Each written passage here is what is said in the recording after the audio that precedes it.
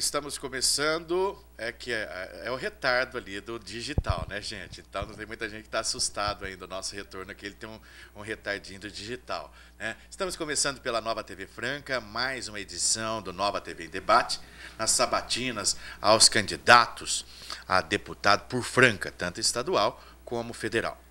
Na tarde de hoje, nós estamos recebendo o candidato a deputado estadual pelo PSOL, Ulisses Pinheiro. Olá, Ulisses, tudo bem? Tudo bem, boa tarde aos telespectadores. Bom, Ulisses, sua idade, por favor? 26 anos. Um menino de tudo, né? Que beleza ver gente nova na política, fico muito satisfeito com isso. Qual que é a sua profissão? Sou professor. Professor onde? Professor no Coleginho, professor no Ângulo de Guaíra e alguns cursinhos da cidade. Certo. A grande pergunta, essa é a única pergunta em comum a todos os candidatos, né? O porquê que você quer ser deputado estadual? Certo. Para mim, é a materialização de todo um trabalho que a gente já vem fazendo nas ruas. Então, eu há uns bons anos já participo de movimentos sociais, como o Fora São José, o Fora Alexandre, e há 2 anos eu me aproximei do PSOL. E de dentro do PSOL, meu nome foi indicado. Daí eu me senti muito à vontade pela forma como a gente faz campanha, a forma como a gente está acostumado a ir para as ruas, em tentar e abrir um canal para a gente levar para a Assembleia todas as nossas pautas que já são conversadas há um bom tempo. Tarifa zero, radicalização da democracia e tudo mais. Então seria, na verdade, uma materialização de todo um movimento social que precisa de um representante na Assembleia, coisa que não existe hoje, né?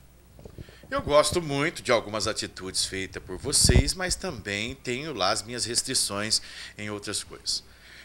Uma pergunta também que ela acaba sendo feita a todos os candidatos, até foi um pedido de um dos telespectadores, no que diz respeito ao preço da tarifa do transporte coletivo urbano em nossa cidade.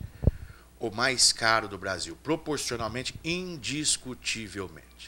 E quando nós falamos isso, nós falamos de uma cidade pobre, com uma renda per capita pobre, onde R$18 que subiu mensalmente, a diferença, não estou falando do preço da passagem não, que subiu para o trabalhador, só da ida e volta para o trabalho, ele não precisa fazer mais nada do que isso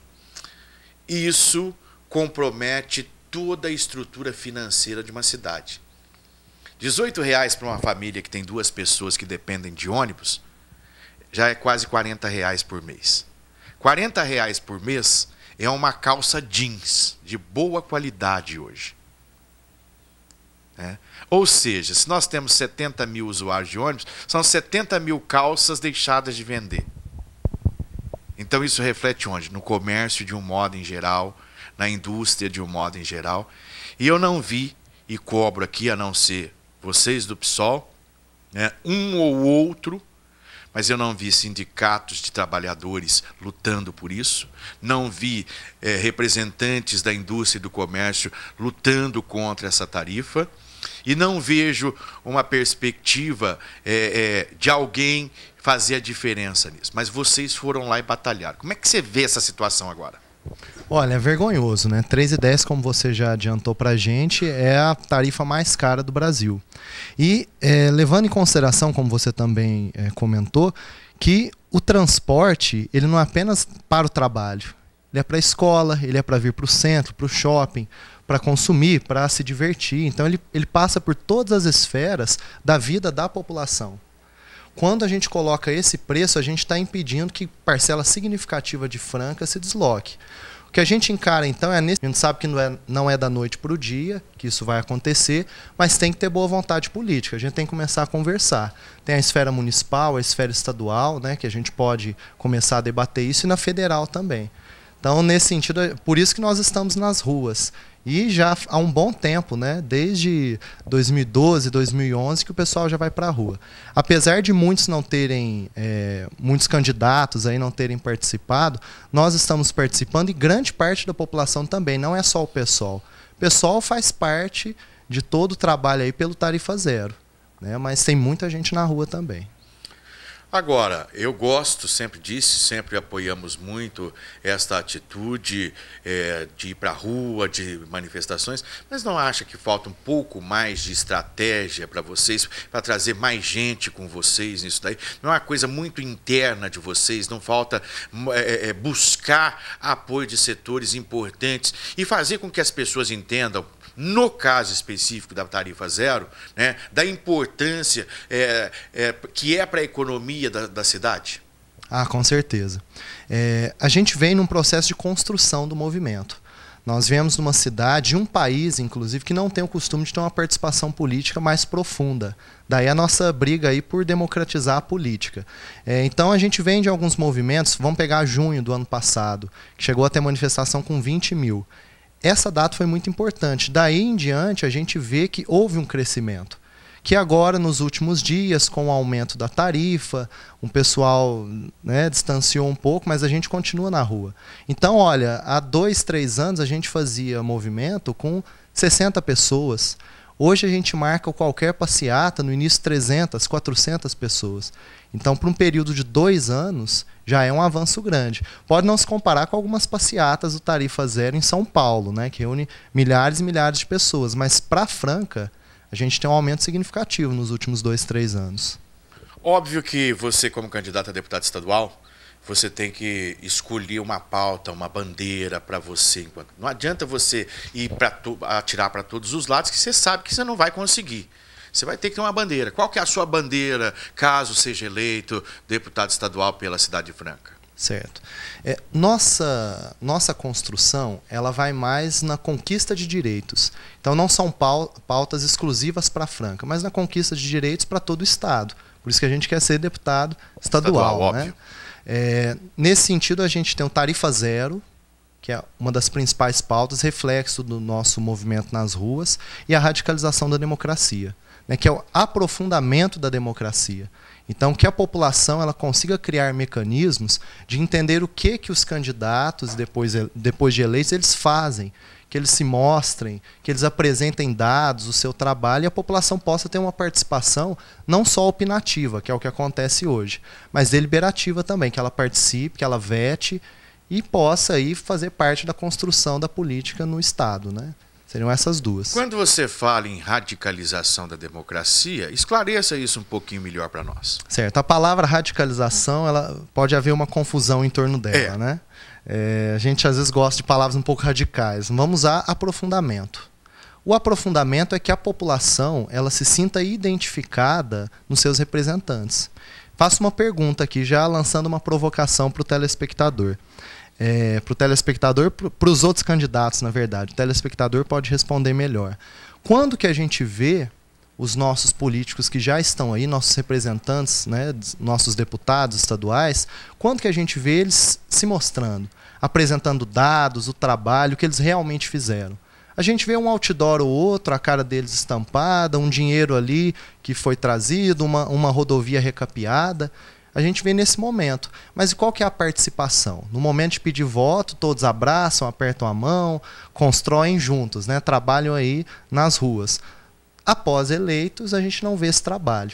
Então, tratando de modo objetivo, a criação de conselhos, né? Ou aproveitar os que já existem, só que eles tenham um poder aí de deliberar, que eles possam vetar, que eles possam participar de comissões. Porque é aquilo, né? Falta boa vontade política. Se eu monto um documento excelente, né, junto a um conselho, envio para a Assembleia e esse documento esbarra nos interesses lobistas da grande parte dos nossos representantes, não vai ser aprovado. Então, se eu só tenho o poder de opinar, o resultado é ínfimo, né, perto do que a gente pode fazer. Você já participou de algum conselho? Eu já, dentro do nosso partido, vários participaram e a gente conversa aí bem próximo, né? Mas eu pessoalmente não. Porque os conselhos que existem também são dominados pelo poder. Não existe democracia. Então eu tenho muito medo quando fala-se de conselho, né? Porque eu já tive a oportunidade de querer achar que eu pudesse mudar o mundo, né? De participar de alguns conselhos. E chega lá, 50% faz parte do poder e 50% da sociedade civil. né? E os 50% da sociedade civil também já faz parte do poder de forma indireta. Então, eu nunca vi, nunca conheci um conselho que funcionasse de verdade. Então, eu tenho muito medo dessa questão de conselhos, né? Tá? Só estou colocando isso para você até como opinião de quem já viveu isso. É até uma crítica que eu faço, porque se a gente olhar na cidade de Franca, os conselhos eles estão atrelados à prefeitura. Então, o que acontece muitas vezes em off, ou às vezes declaradamente mesmo, é que os membros do executivo apontem as pessoas que eles querem nos conselhos, né, para ter facilidade aí de tocar o debate que eles querem. A gente precisa repensar essa estrutura, ela precisa realmente vir da população. Então é um debate profundo, né? Porque atrelar aos políticos que já estão no poder continua a mesma coisa. A gente só dá aquela maquiada de que, olha, democrático, o povo participa. Perfeito. Bom, a outra questão que a gente vê muito, e eu não poderia deixar de fazer essa pergunta a você, é a questão da educação. Mas educação não vive sem cultura e cultura não vive sem educação. Né? E nós temos um problema neste país, eu acho que muito mais cultural do que educacional. Como resolver isso tudo que nós estamos sofrendo hoje na falta de cultura que nós fomos perdendo ao longo do tempo? Olha, eu vejo que esse problema ele passa por duas esferas, problema educacional no Brasil hoje. Primeiro, o clássico, né, que a gente sempre comenta, que é a falta de investimento. Então a gente está brigando aí pela questão dos 10% do PIB na esfera federal e 10% do PIB aplicado na área pública, o que a gente não conseguiu ainda. Conseguimos os 10%, mas uma parte aí para a área privada, outra parte para a área pública, né? Então há uma falta de investimento. E quando há esse investimento, há uma visão apenas estrutural da escola. Como se a escola fosse apenas um ambiente em que os professores entram na sala de aula, os alunos são recebidos, decoram alguns conhecimentos, que grande parte da comunidade mais pobre, né, não vê utilidade na sua vida prática. A gente sabe que eles terminam o ensino, depois não vão para a faculdade, não vão para o ensino técnico. Então aquele ensino se perde, daí a não identificação do aluno com o ensino. E a gente acaba apenas mascarando dados, como o Brasil tem feito há muitos anos. Mascarando dados sobre alfabetização, quando a gente vê que o aluno, quando ele consegue ler, né, e escrever, ele não consegue interpretar. Quando consegue interpretar por cima, não consegue interpretar um texto político, algo que vá para além ali do comum. Então, o que a gente espera de uma população, culturalmente falando, que é um desdobramento da educação, se não tem esse investimento e essa visão? Além da cultura, desculpa, só para encerrar, além da cultura, que é pior ainda do que a educação. Né? A nossa visão de cultura, o que é cultura, o nosso investimento, a gente vê artistas populares sem sequer estrutura, e quando tem a estrutura, diretores que são colocados ali por interesses políticos e que não dialogam com esses artistas aí populares. Dando o exemplo, inclusive, de Franca. Né? Bom, ainda na questão educação e cultura, você toca nos assuntos que até me fez com que eu refletisse no último evento político que eu participei, que você estava também, que foi lá na CIF. Todo mundo fala da educação, que falta investimento, que falta dinheiro, que falta isso, que falta aquilo, que a criminalidade é culpa da falta de educação. Né? Aquele dia eu saí de lá e fui para casa pensando, muito bem, a minha mãe teve a oportunidade de estudar até o 4º ano primário. Mas a educação dela é infinitamente melhor do que a de um monte de gente que eu vejo por aí, inclusive com curso universitário. A escola que eu estudei, que eu comecei a estudar, que foi aqui no Mirandão, professor Zé dos Reis Miranda Filho, a estrutura física dela era muito pior do que o que se tem hoje. Infinitamente pior do que as escolas que se tem hoje. Agora, tudo é culpa da educação ou nós perdemos o fio da meada no meio do caminho, jogando atribuições? Porque eu não acho que falta dinheiro para a educação. Eu acho que a corrupção é tão grande, o desvio é tão grande, e é para tudo nesse país, não é só para a educação, não. Gasta-se muito. Aqui em Franca mesmo compraram material de péssima qualidade, não deu para os alunos usar, tiveram que recolher. Os uniformes não chegaram até hoje para a criançada. E no meu tempo não tinha nada disso. No meu tempo era pobre e a gente tinha que comprar um jaleco, porque não entrava dentro da escola sem o jaleco. E ainda tinha que comprar o bolso, que era silcado pela escola, para colar ali, para costurar ali. E com muito mais dificuldade, num país com muito mais dificuldade, é isso mesmo que... Ou nós temos que rever esse conceito de educar. Porque eu acho que alfabetizar aí com qualidade, você alfabetiza até debaixo de uma árvore com uma lousinha de mão. Quem quer aprender e quem quer ensinar. Né? Então, nós não perdemos, não foi a questão da cultura, dos princípios éticos, morais, durante tudo isso. E outra, essa questão da progressão continuada. Ai de mim se eu chegasse em casa com a cadernetinha da escola com a notinha vermelha. Então, esse desinteresse dos pais também, de uma coisa geral, esse modo de se ver as coisas, é muita liberdade, mas com pouca responsabilidade. Não é isso que está acontecendo, Ulisses? Com certeza. Você também é professor, por isso que essa pergunta foi mais ampla a você. Eu vejo de perto esse quadro. O que a gente tem que observar é que nas últimas décadas o Brasil sofreu um processo de mudança muito sério. Na medida em que nas últimas décadas a gente se transformou num país muito mais urbanizado e hoje a gente vê os problemas de grandes centros urbanos. Franca mesmo, que não é um grande centro urbano, mas já é uma cidade média, né, que já tem a grande circulação de pessoas, um grande número de escolas, circulação de renda, a gente vê que os problemas são novos também. E esses problemas ainda não foram olhados com a devida atenção. O problema da educação é um problema social também. Reflete outros problemas. Passa pela educação. Mas aí, vamos dar um exemplo aqui. Um jovem que mora na periferia, que ele não vê um sentido naquela educação, já que a vida dele está praticamente demarcada. Todo o preconceito que ele recebe e não há participação do Estado na sua vida. A gente vê que a única participação que o Estado tem no jovem negro da periferia muitas vezes é através da polícia, através da repressão. O que ele está fazendo ali na escola? Com uma sala de 50 alunos, um professor desinteressado que trabalhou o dia inteiro. Então, qual a possibilidade de que ele veja naquele quadro uma oportunidade ali de adquirir cultura, de adquirir educação, sendo que ele nem sabe o que é cultura também. Então não adianta você chegar, como é feito hoje, a gente vê que o Estado... Mas a repressão antigamente era muito maior. Nós tínhamos... Eu, por exemplo, no meu tempo, ainda estava na época do militarismo.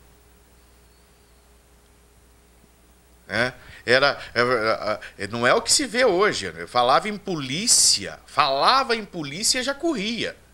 Via uma viatura de polícia, então, era uma coisa de louco. Então também tem essa questão. Eu acho, eu particularmente, não estou colocando essas palavras na tua boca, eu acho que está faltando um pouco mais de responsabilidade dos próprios pais. Que é o aluno batendo em professor, o crime organizado dominando todas as áreas. E o pai, muitas vezes, recebi um depoimento aqui essa semana, do garotinho num determinado lugar aí, de 3 anos, que já estava fumando maconha. E aí? Brincadeira. Eu vejo a dificuldade, eu concordo com você, Bomba. A dificuldade é materializar isso dentro da política. Então, como que eu vou materializar a questão da responsabilidade dos pais dentro da política? Eu tenho que encaixar ele num problema social, onde o Estado possa chegar. E nessa medida eu vejo que o Estado ele pode chegar, né, trabalhando com uma escola que dê uma oportunidade, que mostre ali qual o seu objetivo. Só que apenas a escola, como você disse, né? Então, às vezes, algumas escolas com uma menor estrutura, uma estrutura ruim, atendia muito melhor os seus alunos, formava melhor, né, os seus alunos. A gente vê que passa muito pela estrutura da cidade hoje. Periferias, a questão do tráfico, a gente sabe que hoje movimenta grande parte das escolas, e da falta de perspectiva no trabalho. A gente vê que o trabalho hoje está sucateado. Se você pegar 20, 30 anos, qual a sua profissão? Sou sapateiro. Se você perguntar para um jovem hoje que está numa fábrica de sapato, estou como sapateiro, estou ganhando um dinheiro ali, estou fazendo tal coisa, e ele já não vê a hora de sair. Então a gente vê uma desestruturação tanto do estilo de vida nas cidades, quanto do próprio trabalho, da perspectiva de vida desse jovem. A vida de um jovem hoje é muito mais complicada que a de um jovem há 30 anos atrás, nesse sentido. Eu sei que ele tem mais condições, mais acesso material, há mais estruturas físicas que ele pode ter o contato, mas a questão das perspectivas da sua existência, elas diminuíram consideravelmente. Então, nesse sentido, a gente tem que encarar a educação e a cultura como um problema social que passa por outras esferas também. A pobreza antigamente era muito mais acentuada do que hoje. Agora, o que falta? Não falta muito mais informação a esse jovem? Porque a gente tem vários N cursos oferecidos aí, gratuitamente, não consegue preencher esses cursos. E eu cito como exemplo aqui, nós tivemos uma faculdade fechando o curso, e de graça, que foi a FATEC, que não cumpriu, não conseguiu juntar alunos suficientes para manter o período, um dos períodos dela. Então, e aí, muitas vezes eu converso com jovens pelas redes sociais, e tem muitos deles que não sabem ainda que existe a FATEC, cara. Que não sabem que existem cursos profissionalizantes e até universitários gratuitos. E essa é uma oportunidade que na minha época eu não tive. Esse tipo de informação. O político só informa aquilo que lhe interessa? Com certeza. Até a crítica que eu já faço há um tempo na pauta da cultura. Então a gente cria uma estrutura, mas não dá oportunidade nem acesso à população. Então você constrói uma casa da cultura, você reforma o teatro, mas divulga apenas na área central, apenas para aquelas pessoas que já se interessam. Exatamente. Então, exposições, filmes ali é só para amigos, só para as pessoas que já estão naquele raio ali, que a informação chega. Será que esse pessoal do aeroporto conhece? Esse pessoal do Portinari conhece? Sabe dessas oportunidades, dessas vagas? É isso que a gente vê que não acontece. Então, tem que chegar essa informação. É aquilo que eu digo, do aprofundamento da democracia, que a população participe. Peraí, para onde está indo o dinheiro aplicado nisso? O que vocês estão fazendo com essa estrutura? Não há uma divulgação nesse sentido. Apenas na época da eleição, depois se esquece. Acrescentar, não deveria nem estar falando isso aqui agora, porque Franca é conhecida como a capital do basquete. Você sabe quantos jovens de periferia não conhecem, nunca viram um jogo do time de basquete de Franca? Não sei. Você tem noção disso? Que se tornou, tem dinheiro público, o local que se pratica é público, 90% dos jovens da periferia desta cidade, se não for um pouco mais, não sabe, nunca viu uma partida de basquete do time de Franca. Porque é mantido para elite. Vai lá, é todo mundo branquinho, bonitinho, com seus carros parando no estacionamento. O pobre mesmo, aquele lá da periferia, aquele que tem...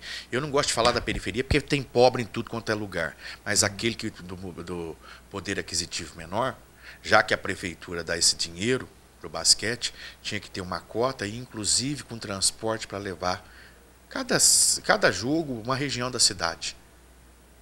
Primeiro, para saber que Franca é a capital do basquete, viu? Tá? Segundo, para que essas pessoas tenham acesso a esse esporte, conhecimento, e que vejam uma coisa diferente e que funcione também como lazer. Olha, a gente vê que a dificuldade já esbarra no 6,20 que ele vai ter que gastar. 3,10 para ir, 3,10 para voltar. Então 6,20 já é um custo alto para ele. Não é qualquer um realmente consegue pagar, fora o ingresso, que não é lá muito barato. Só quero lembrar você, telespectador, que o Nova TV Debate tem o patrocínio da Cocapec Café, os cafés da Cocapec, você já sabe, o Senhor Café é o café gourmet, e o café Tulha Velha é esse que você encontra em todos os supermercados espalhados pela cidade, ok?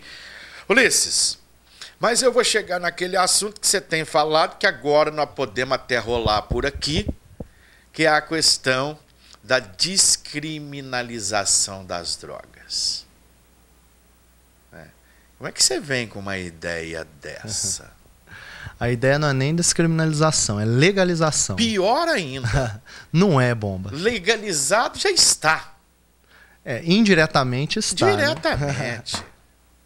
A gente sabe que ainda não há leis que atendem, não há um controle do Estado, é uma força paralela. Né? Só para a gente deixar bem claro para o telespectador, a diferença entre descriminalizar e legalizar é você fazer a vista grossa, o descriminalizar, né? Como já foi feito em outros países. O usuário não é preso se ele for encontrado com uma quantidade ali que é considerada para uso próprio. Mas aqui também não é preso. Não, certo. Só que isso mantém o tráfico, que é a guerra civil que nós temos encontrado no Brasil. A gente fala tanto, aí está falando tanto da faixa de Gaza, se a gente puxar um histórico dos últimos 30 anos no Brasil, a morte devido ao tráfico matou muito mais gente do que em Israel, do que na faixa de Gaza. Então, falar que isso não é uma guerra civil... E aí eu lembro do Mujica, que é o presidente do Uruguai, que deu uma declaração interessante. Olha, não tenho certeza se vai dar certo a legalização da maconha. Lá eles começaram com um processo de legalização da maconha. Não sei se dá certo, mas do jeito que nós estávamos tentando há décadas, não estava dando certo. O que a gente faz quando está dando errado? A gente tenta de outra maneira. Vamos tentar dessa forma agora. A gente sabe que é um debate extremamente complicado, inclusive da esfera federal, mas que a estadual pode participar, né, com projetos e tudo mais. Porque hoje, Bomba, na minha opinião, apenas a legalização pode trazer uma resposta satisfatória.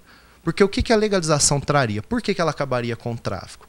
Quando você legaliza, você passa para as mãos do Estado o controle da produção, da distribuição, da venda. Gera impostos. Gera impostos. E esses impostos vão ser investidos aonde? É claro que aí, né, a gente sabe que o Brasil é bem complicado declarar esses impostos, para onde que eles vão. Mas para onde vão esses impostos e para onde vai o dinheiro que vai deixar de ser investido no combate policial às drogas, que é o que é feito hoje, criminalizando o pobre, criminalizando o negro. Porque quem vai preso com drogas, Bomba... Ninguém vai preso ninguém com vai preso. drogas. Só ninguém, o pobre. Absolutamente só o pobre. Ninguém, nem pobre. Vai, Bomba. Aonde? Olha, 25% dos presos hoje são pequenos varejistas de droga. 25% dos presos no Brasil. Mas isso não significa que sejam pobres. Mas para serem ligados ao pequeno varejo de drogas? Lógico que não. São, sim. Sabe, eu acompanho o dia a dia. Tem um monte de classe média aí fazendo isso para sustentar o próprio vício. Foi-se o tempo em que o pobre era taxado disso. A situação mudou muito. E a legalização é um perigo. É um perigo onde você fala da maconha, mas no Brasil, desde a queda da Lei 6368, que entrou a Lei a 33 no local, nós estamos vivendo um momento preocupante, um momento de saúde pública, que é o crack. Se você não tem onde tratar, você não tem como nem pensar em legalizar. Que é o absurdo que eu estou vendo aí. Porque quando descriminalizou ou legalizou, que onde o usuário não vai mais preso por isso, porque antes, na Lei 6368, ele ainda era preso, autuado em flagrante, ficava 2, 3 dias, mas ficava, por porte e uso, né? E tinha até uma certa... Agora, filho, é para tudo quanto... E isso não é só para maconha, é para o crack, é para cocaína, é pro LSD, é para o êxtase. O porte e uso liberou geral. E qual que é o grande problema? Qual que foi o grande problema nosso? Eu não estou falando nem do dinheiro do tráfico. É ver um monte de menino, de jovens, que aparentemente eram saudáveis. Eu tenho amigos aí nas ruas, sabe? Filhos de amigos que eram bonitos, fortes, morando nas ruas, vivendo nas ruas por causa da desgraça do crack. Esse é o meu perigo, a minha preocupação com a legalização. Se você não tem como cuidar, como você não tem como tratar nem o que está aí, como é que você vai liberar geral? Mas não é liberar geral, Bomba. E só um comentário. Hoje, o problema das drogas, por que também não se prende hoje? Não é nem por conta da lei. Se você conversar com promotores, eles vão te responder, porque não tem onde colocar. já é um problema no sistema prisional. Então não é a lei de não criminalizar o usuário. Não dá cadeia. Não dá cadeia. Não dá Mas cadeia. você acha que isso gera um problema? Na minha opinião, não. Na minha opinião, o número de jovens que são levados hoje às drogas são um problema social, não um problema da lei, que a lei liberou. A legalização... O que é um problema social para levar as drogas? O problema social é um problema que tem várias raízes. Mas quais? Falta de pobreza, falta de perspectiva, isolamento na região onde ele mora, não tem acesso à cidade, não tem acesso a uma educação, não tem perspectiva de sair de onde ele se encontra todo pobre agora. tem que ser drogado? Não necessariamente. Mas a gente não pode exigir de todo indivíduo que ele tenha uma postura de herói. Porque nós estamos vendo um monte de riquinho drogado Com por certeza. aí, fazendo festinha nas suas chácaras, nos seus sítios, nos seus ranchos. Então nós não podemos atribuir isso ao pobre. A pobreza. Mas se a gente vê quem vai... A maioria qual é a cor dos presos, Bomba? Se você fizer um estudo sobre a cor das pessoas na cadeia, são negros. E onde é a origem deles? De onde vem essa origem? São mais pobres. Um ou outro é pego ali de classe média, a maioria é pobre. O problema do tráfico hoje, vamos comparar o Perrella. Você acha que vai acontecer alguma coisa com o Perrella? Não vai, mas não é só ele. Aliás, cadeia no Brasil hoje não segura ninguém. Com certeza. Absolutamente ninguém. Nem o pobre, nem o rico, nem o branco, nem o preto. Porque o excesso que temos aí, o que os juízes estão fazendo é um rodízio. Você fica um tempinho aqui e nós vamos trocando. Que é também a questão de outro tipo de visão de punição pelo crime, que nós temos que ver isso. Que é a reforma do sistema prisional que a gente defende também, né? Mas o que é sistema Só para retomar. prisional? Só retomar, porque senão a gente perde a questão da legalização. Não é liberar. Muitas pessoas me procuram, quando eu toco nesse debate, achando que eu sou a favor das drogas. Muito pelo contrário, Bomba. Eu reconheço hoje o perigo do tráfico e das drogas para a nossa sociedade. Inclusive do crack, né, que muitos falam que está formando uma geração aí perdida. São jovens que dificilmente vão ter uma recuperação e inserção na sociedade com a mesma qualidade de alguém que não é usuário. Mas, veja... Para você conseguir dialogar, ter acesso a esse jovem, se você controla a droga, se essa pessoa, para ter permissão a ter acesso à droga, ela precisa ter um cadastro, precisa fazer exames médicos de tempos em tempos, e para conseguir utilizar certas drogas, ele precisa estar na frente de um profissional que vai certificar que ele não tenha problemas, que a droga ela tenha ali a sua qualidade reconhecida, o que piora muito. Parece engraçado a gente falando de qualidade de droga, mas a gente sabe que o que potencializa hoje a destruição do organismo são drogas vendidas nas esquinas que são sujas, são misturadas com uma porcariada toda, né, que a gente sabe por aí. Quando você coloca nas mãos do Estado, ele tem um controle de onde vem, para onde vai. Eu sei que o quadro no Brasil é alarmante. A gente não pode, por enquanto, acelerar esse processo sem que a saúde também seja repensada. Mas não é um debate que a gente possa abandonar. Porque senão a gente vai enxugar gelo por mais 50, 60 anos. Mata traficante, outro assume. Mata de novo, outro assume. Vamos ver o Morro do Alemão, que foi pacificado, entre aspas, há alguns anos atrás. Como será que está nesse momento agora? Essas favelas que expulsaram, mataram 30... Será que está sem drogas circulando por lá? A gente sabe que na Rocinha, por semana, a movimentação das drogas é de 10 milhões de reais. Então, a legalização ela permite que o Estado controle e abra o debate para tratar o usuário. Porque muitos usuários não procuram, porque não há uma área específica que é crime. Então, mas aí é que está o grande problema. Porque com a mudança da lei do entorpecente, o que aconteceu? Eles não vão mais presos por porte e uso, mas obriga-se a encaminhar e o Estado tratar. E até hoje isso também não aconteceu. Por isso que o porte e uso hoje, Luiz, você que está aí, hoje ninguém vai mais preso, mas é obrigado ao encaminhamento para o Estado tratar. E o Estado também continua não cumprindo. Essas são as minhas grandes preocupações. Sabe, é isso que eu estou colocando para você. O seu raciocínio é correto, não estou dizendo que esteja errado, mas hoje já se obriga e continua não fazendo. Mas o meu medo é que a gente analise as limitações do Brasil nesse momento e que isso impeça da gente conversar o que deve ser feito. Eu sei que a gente tem que ter o pé no chão, tem que trabalhar com o que é feito agora. Portugal e Holanda, por exemplo, quando, né, descriminalizaram as drogas, estão fazendo essa vista grossa, é o processo, né? Por isso que a gente defende a legalização, como o Uruguai fez. Num primeiro momento, houve sim um aumento. Aí, as pessoas ficaram mais curiosas, experimentaram. Hoje a gente assiste, por exemplo, a Holanda, que a incidência é baixíssima, é mais baixa que outros países que criminalizam. Então, quando a gente fala de legalização, porque, por exemplo, como você mesmo disse, você acha que alguém deixa de usar crack porque é proibido?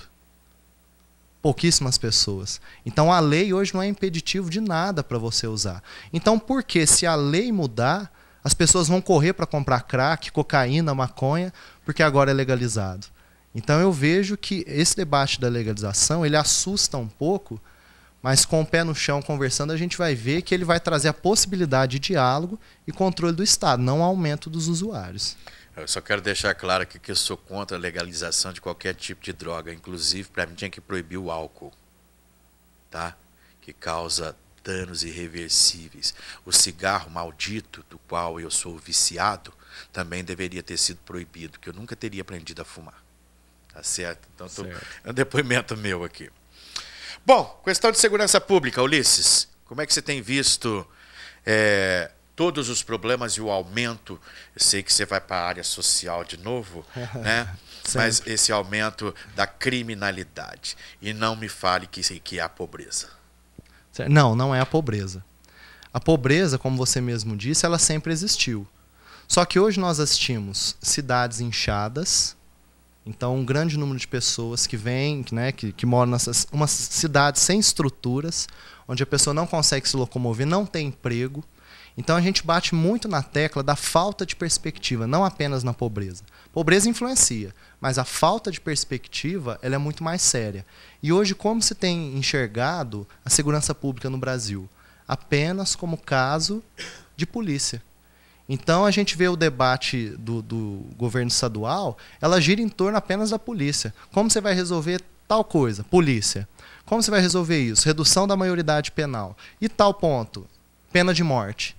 Então, essa é a ideia. Eles não têm algo a dizer além disso. A gente vê o seguinte, o PSDB, há 20 anos, e indiretamente há mais de 30 anos, no governo do Estado, não conseguiu trazer uma perspectiva e criar uma vida decente para os nossos jovens. Agora a gente quer botar eles na cadeia, então para mim é assinar o próprio documento de incompetência. Porque se você tem 30 anos para educar, para inserir o jovem, não consegue, e agora você quer prender ele com 16 anos, quer matar o jovem, né, porque cometeu determinado tipo de crime. Então é complicado. Eu sei que toda a sociedade tem sofrido muito com esse processo, mas o debate é um pouco mais profundo do que essa comoção inicial.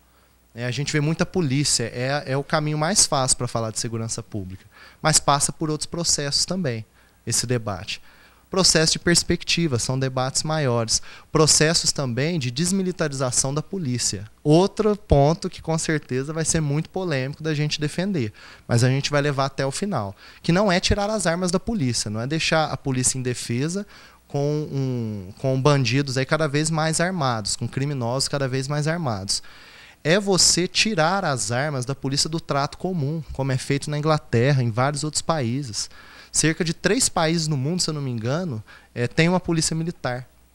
Então, nas outras, imagina, uma manifestação, você levar uma polícia com aquele aparato de exército, né, com uma população indefesa ali, que vai protestar, tem um pequeno número de black blocs, que muitas vezes promove violência, mas que podem ser controlados com essa polícia civil. Não precisa da arma. E pior que isso, não vou nem falar de manifestação. Vou falar nas periferias mais uma vez. Como que a polícia, eu queria que o telespectador que tem esse contato pudesse falar para a gente. Qual é o contato entre polícia e periferia hoje? Eles chegam como eles chegam aqui no centro, pedem por favor documento, ou primeiro eles chutam a porta, depois eles perguntam alguma coisa. Então a gente vê que grande parte das mortes que ocorrem hoje vem por parte da polícia, que também é sucateada, recebe mal, não é preparada, não sabe dialogar e já parte para a violência. Então, só para encerrar a pergunta que você me fez, segurança pública é um debate muito maior do que a gente tem tocado hoje, que é apenas um caso de polícia. Segurança pública é muito maior. Polícia só é chamada para conter. E outra coisa, falar em desarmar a polícia no Brasil, já fizemos uma lambança enorme há pouco tempo atrás com a tal da campanha do desarmamento, que eu fui radicalmente contra. Só as pessoas boas, as pessoas de bem foram lá e entregaram suas armas. Hoje, você vai falar em desarmar uma polícia onde a bandidagem está toda armada por aí? Todos os dias, 8, 9 pessoas dentro desta cidade estão no teu trabalho e recebendo alguém lá com a arma na cabeça, ameaçando-a de morte, ou chegando na tua casa? Como é que você vai falar em desmilitarizar e desarmar uma polícia com a bandidagem toda armada? Nós vamos jogar o quê? O coturno nos bandidos ou beijo? Não, de jeito nenhum. Uma polícia específica, armada e muito bem armada e preparada, ela deve existir. Eu digo essa polícia do trato comum. O ladrão que coloca a arma na cabeça de um comerciante, a polícia não está ali naquele momento. Esse policial precisa estar armado para abordar ali. Mas eu digo policial, ronda escolar. Vou dar um exemplo. Tem vários vídeos na internet circulando de policial agredindo, puxando o cabelo de aluna, jogando ela no chão e botando a mão na arma. Então, que autoridade ele tem para fazer isso com uma aluna? Qual a necessidade desse uso excessivo de força? Fora as milícias. A gente vê o grande número de milícias que não chegaram em Franca, que está ainda distante desse problema. Será? Será? Aí você está mais inteirado do assunto. Mas que já chegaram em grandes centros. E olha o perigo que eles promovem, olha todo o estrago social que eles fazem. Fora o número de chacinas que são feitas, né? Ultimamente, aí se eu não me engano, no começo desse ano, a gente assistiu mais uma. Então, policiais chegam, matam vários, não respondem por isso. Aí não é policial, aí é bandido, aí é diferente. Mas está com a farda. Bandido tem dos dois lados. Aí é diferente. Nós não podemos colocar todo mundo na polícia como bandido e nem todo mundo que morreu foi santinho. Porque faz um levantamento de quantas pessoas morrem por dia por aí nas mãos de bandido. E quantas pessoas morrem na mão de polícia. Nós não podemos botar tudo no mesmo patamar. Tá? Eu sei que eu sou mais radical do que você nesse sentido, que eu sou totalmente favorável à pena de morte para crimes hediondos. E tem gente que fala pra mim, mas e se ia morrer muita gente inocente? Inocente tá morrendo toda hora, todo dia aqui. E é no trânsito, é nas mãos da polícia e é nas mãos dos bandidos. Agora, policial, bandido tinha que morrer 2 vezes, na minha cabeça. Mas olha, você desarmar ou não essa polícia não vai impedir que essas pessoas continuem a morrer. Eu volto naquele assunto. Se a polícia está armada, a pessoa não vai resolver o problema das mortes, que é um problema de violência, de segurança pública, que tem outras raízes, e não a polícia armada, que oprime. Mata com armas. Bom. Mata com armas. Mas não é esse policial que vai atender esses casos, ele precisa estar armado. Eu repito, trato comum, Bomba. Então, aqueles policiais que têm o convívio no cotidiano. A diretora de uma escola ligando urgentemente, pedindo à polícia que o aluno estava armado na escola. Chama aquela polícia armada. Porque, olha, uma manifestação, hoje a gente vê, por exemplo, o uso da polícia, inclusive, para barrar um dos processos mais democráticos que tem, que é a possibilidade da população ir para as ruas. E a gente vê todo esse estrago de uma polícia violenta, despreparada, que não sabe dialogar e que a arma faz com que ele se forme numa força paralela. Hoje, no estado de São Paulo, o que a gente assiste é uma força paralela sem controle do Estado. O controle é mínimo. Se dá através do salário. De resto, o que eles estão fazendo há um despreparo total. Então, a gente precisa repensar o papel de uma... Nós temos países muito perigosos, inclusive, que têm taxas aí como as brasileiras de crimes e já conseguiram, estão remodelando. Sim, eu acho que tem polícia. Que haver, mas o nosso problema aqui é a reestruturação total do país. Exatamente. Eu acho que nós perdemos em tudo. Quando a gente discute segurança pública, nós já perdemos. É uma derrota esse sistema policial que está aí. Mas como é uma derrota também, esse sistema de saúde que nós temos. Como é que você vê a saúde no país e o que se pode fazer, o que um deputado estadual pode fazer pela nossa saúde? Certo. Antes de falar da saúde, só fazer um comentário. Eu não quero chegar lá, Bomba, para ficar decidindo o nome de avenida, como já é feito hoje. Eu não quero chegar lá para ficar rendendo homenagens para industriais. O que eu quero fazer é servir, né, a essa coletividade, é uma luta maior de direitos, que não é em um mandato, e não estou falando 2, 3 mandatos meus, porque eu não acredito em políticos profissionais. Você já queria se perpetuar Não, também. muito pelo contrário. Desacredito totalmente de político profissional, né? Que aí eles precisam se manter no poder para ter sua renda. Mas isso passa por uma construção de décadas. Só que a gente tem que começar. Eu sei que é mais difícil, eu sei que o imediato a gente precisa de algumas questões também que devem ser colocadas, mas eu venho mais na defesa de direitos maiores. A gente precisa falar disso no Brasil. Porque se a gente ficar falando apenas de investimento, construção de escolas, a gente não muda a educação. Aí entrando na saúde, a gente vê hoje que 5% do PIB é investido na saúde.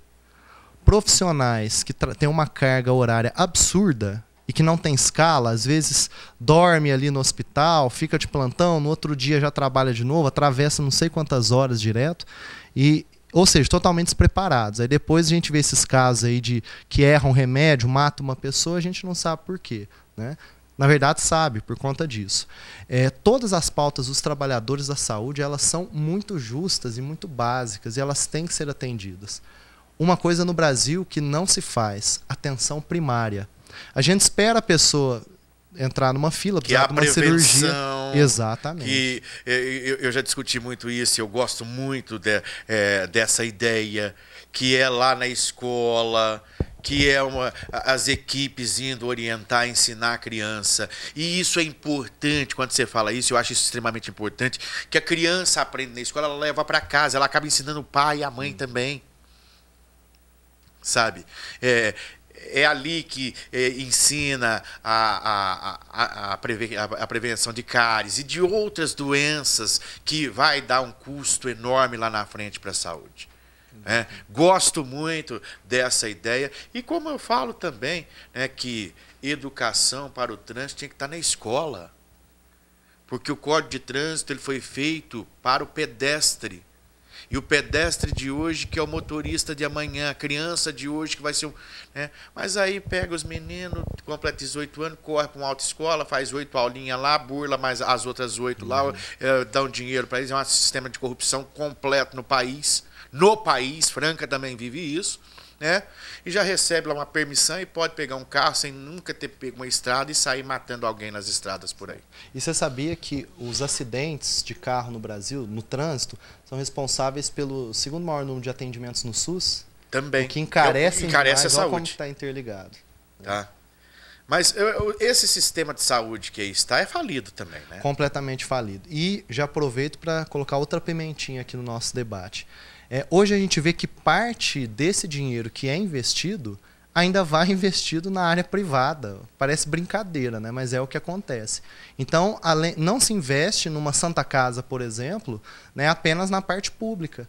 Se investe e aí nós temos candidatos, lobistas, que defendem então esses interesses das empresas, né? O cartel que a gente chama do plano de saúde. Perfeito. Tá vendo algum problema de corte aí, gente? Parece que parou tudo em mim aqui. Então a minha que fixou ali, né? Me desculpa que eu fico olhando ali, né? Bom, Ulisses, alguma ideia que você tem que eu não te perguntei aqui, que a gente ainda tem um tempinho aqui, porque eu gostaria que você colocasse aqui das suas ideias. Volto a falar, Ulisses Pinheiro, candidato a deputado estadual pelo PSOL. Certo. Olha, eu gostaria de dar destaque, chamar o telespectador que ele notasse esse processo diferente de construção de uma campanha que nós estamos fazendo em Franca. Isso nunca foi feito nessa magnitude, que é chamar as juventudes. Todas as nossas pautas, tudo isso que eu vim conversar com você hoje, foi previamente montado com esses jovens. Jovens, pessoas mais velhas, trabalhadores, estudantes, então estudando no colegial, universitários, dentro dos movimentos sociais. Nós construímos coletivamente. Então, essa é a semente para que mais tarde nós tenhamos aí um mandato coletivo também. Então, esse é o diferencial, a gente já constrói. Gostaria de convidar a todos para dar uma olhada no nosso Facebook, então, Ulisses Pinheiro, dá uma olhada no nosso site, ulisses50.com.br, e ver lá toda a forma com que a gente trabalha, como que a gente trabalha. Nas ruas, panfletando, não recebemos R$1 de empresa, daí a liberdade que nós temos também. Você sabe muito bem o preço da liberdade, como que é gostoso ter liberdade para falar o que a gente quiser e o que deve ser falado. Então, por não receber R$1, a gente fala o que a gente quiser. Só que assim, dentro da realidade, dentro daquilo que a gente acredita realmente. E não pago R$1 também, não pagamos R$1 para os para os militantes. Aquelas pessoas, então, que vão nos ajudar na campanha. Ajudam porque acreditam, porque fazem parte desse processo. Não porque estão ganhando um salário mínimo, uma cesta básica, para ficar debaixo do sol balançando a bandeirinha do candidato. Vão porque acreditam naquilo que estão fazendo. Essa é a minha forma de enxergar a política. Se você não tem uma participação sincera, o que garante que essa participação será sincera depois, que haverá democracia? Então, nesse sentido, eu gostaria de pontuar que a nossa campanha é nova, diferente. Um professor com uma garotada sensacional acompanhando você e que está sempre na luta pela cultura também. Qual que é a proposta do Ulisses para a cultura nesse estado, nesta cidade, de um modo geral, já que nós somos carentes demais e cultura aqui é para poucos e privilegiados? Como a gente está tendo uma conversa sincera aqui, além do aumento do investimento, que é necessário, mas que todo mundo sabe disso, nós acreditamos que o artista popular ele tem que ter oportunidade de deliberar, de participar desses centros de cultura. Eu estou muito ansioso, estou muito contente com a construção aqui em Franca da Casa do Artista. Só que eu estou com medo que seja feita, como a gente estava conversando anteriormente, que seja feita daquela maneira voltada para os amigos. Então, aumentar esse debate entre quem está produzindo, pessoal do teatro, pessoal da música. Você deve saber que nós temos vários músicos jovens francanos se apresentando na Europa, nos Estados Unidos, né, e que aqui em Franca não tiveram muito uma oportunidade. Né, com um talento desse, servem para a Europa e para os Estados Unidos, por que não servem aqui para a gente? Né, quando foi dado um olhar para eles nesse sentido? Então eu acho que o artista que está iniciando e o artista popular, que muitas vezes já está nessa estrada há tempo, mas não tem oportunidade, tem que ter visibilidade. Então nós temos que criar também conselhos de cultura onde eles possam participar, possam mostrar a sua arte, tem um financiamento, isso é básico, é muito simples, nós não estamos falando de nada mirabolante não, apenas que eles possam ter os seus mecanismos de apresentar o trabalho. Isso deve ser construído, deve ser colocado em pauta.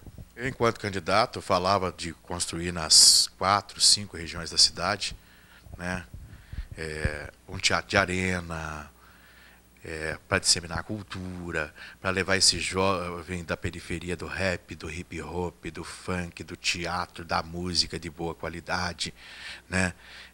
Gente que faz um monte de coisas, até tem um programa que eu criei chamado Na Rua, que é para mostrar esse espaço, né? E alguns me chamavam de louco, né? Porque você teria esse jovem em algum lugar, dando uma perspectiva para ele e ocupando esse tempo ocioso desse jovem também, que numa idade de adolescente está aí clamando por fazer algo, porque gastar energia, e nós não temos. E vamos continuar sem ter. Né? E isso tudo é a falta de incentivo, porque nós temos que pegar a cultura desse jovem, aquilo que ele aprendeu lá, e juntar a todo um meio cultural de aceitação, de quebra de preconceitos e criar um novo conceito. Como é que você gostaria de lidar com isso enquanto deputado? Olha, eu gostaria de mais gente louca, então, na minha campanha, viu, Bom? Você falou que te chamaram de doido aí. Chamaram de louco várias vezes. Então a gente está precisando de gente louca que acredita nesse projeto, que é o que a gente defende também.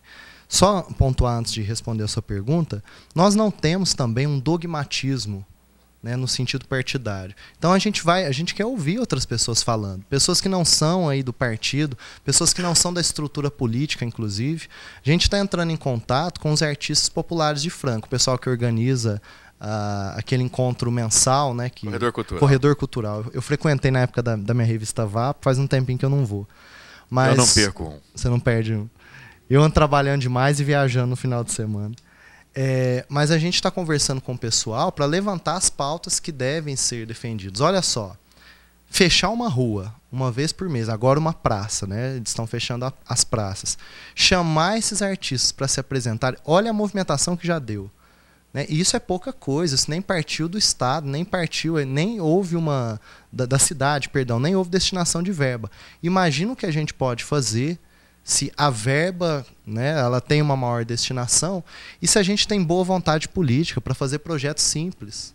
Porque é simples fazer um projeto de cultura, a gente não vai delimitar o que é arte, a gente só vai dar o espaço para o artista. É só dar o espaço, o artista cria. Dá estrutura. O artista se inventa, recria. É o que eles têm feito sempre no Brasil, por que não vão continuar com esse processo, né? Então eu vejo que é necessário dar espaço, dar voz e destinar a verba. O resto, os artistas com certeza vão conseguir preencher aí com a sua criatividade. Eu também sou poeta, sei do que eu estou falando, né? Eu não sou nada. Ulisses, é o seguinte, para finalizar aqui, a nossa última pergunta é sobre a infraestrutura. Nós estamos vivendo um momento extremamente complicado, custo Brasil muito alto, né? E quando se fala de infraestrutura, todo mundo já pensa num monte de coisa, né? Destruir a nossa ferrovia, a nossa malha ferroviária. E engraçado que ao invés do país melhorar, ele vai piorando. Né? Em vez de desenvolver, nós estamos andando para trás. Agora estão atribuindo a Deus a falta d'água. Eu vi isso. Né? E só Deus não ajuda, porque nós temos estados como o Arizona, como o Texas, que foram feitos no deserto e não falta água. Dubai, né? E por aí afora, feito no deserto e não falta água.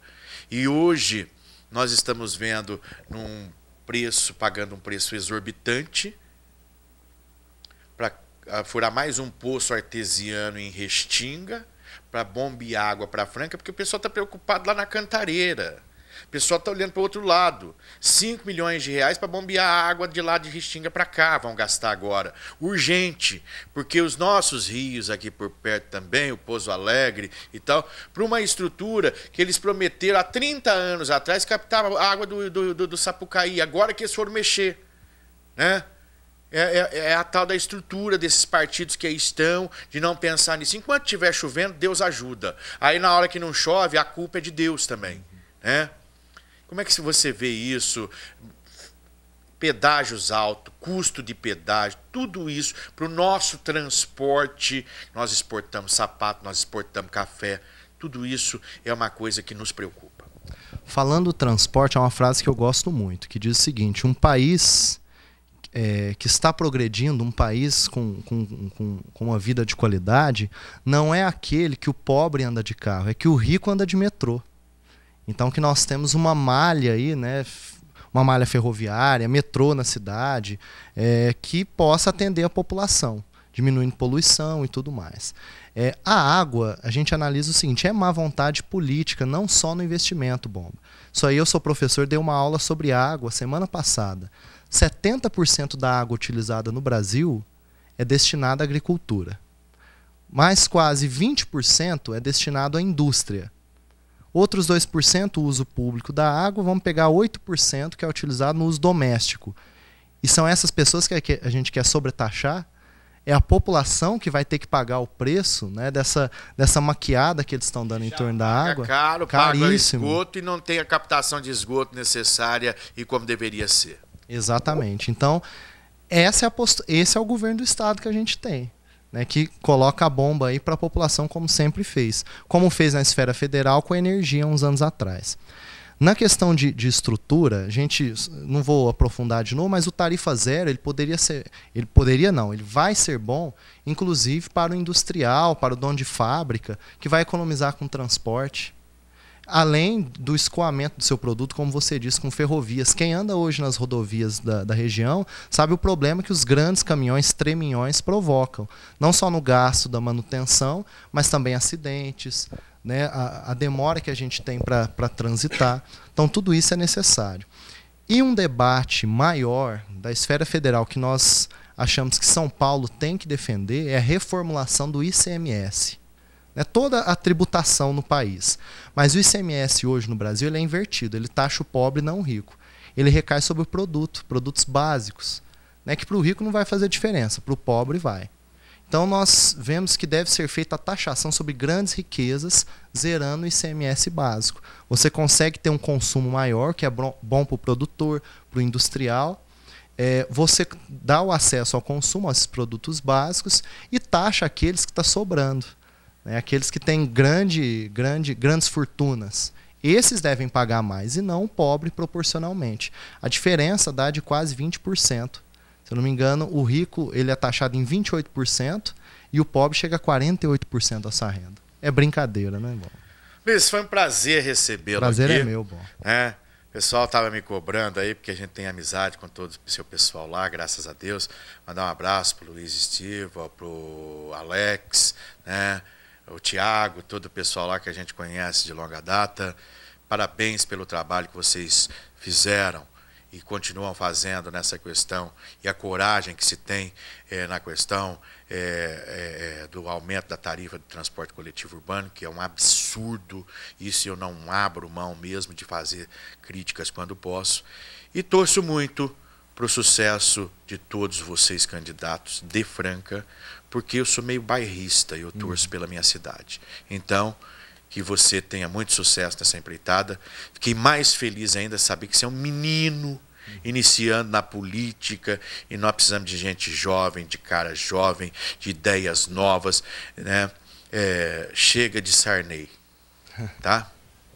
Muito obrigado. Agradecer o espaço democrático que permite que eu esteja aqui, como outros candidatos serão convidados também. Muito obrigado, Bomba.